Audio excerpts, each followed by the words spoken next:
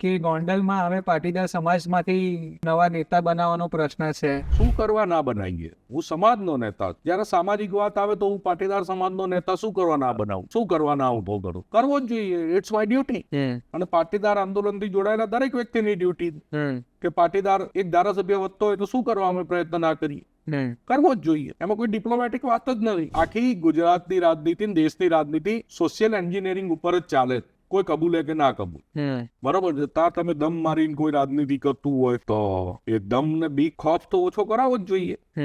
અને હજુ તો હું તમને કહું કે મેં તો ત્યારે તમે બીજું ટ્વીટ બતાવ્યું નહીં કે બીજું ટ્વીટ તમારા ડેટામાં નહીં હોય કે દિવસનું મારું નિવેદન હતું, મને કઈ યાદ નથી, કે જરૂર પડશે ગોંડલ રહેવા જઈશું. એમાં શું ખોટું? જે વાત એ છે કે એક ભય માનુષ્ય ફેલાવવામાં આવે છે, ખોફ ફેલાવવામાં આવે છે, એક અલગ પ્રકારનું વર્તન કરવામાં આવે છે, અલગ પ્રકારની ડિપ્લોમેટિક અને બહુ હિપોક્રેસીથી પોલીસના કંટ્રોલમાં રહી અને એક આખું ભય માનુષ્ય ડાયરેક્ટલી ઇનડાયરેક્ટલી પેદા કરવામાં આવે છે. એનો વિરોધ છે. તમે ભય માનુષ્ય ખોફ ખતમ કરી નાખો.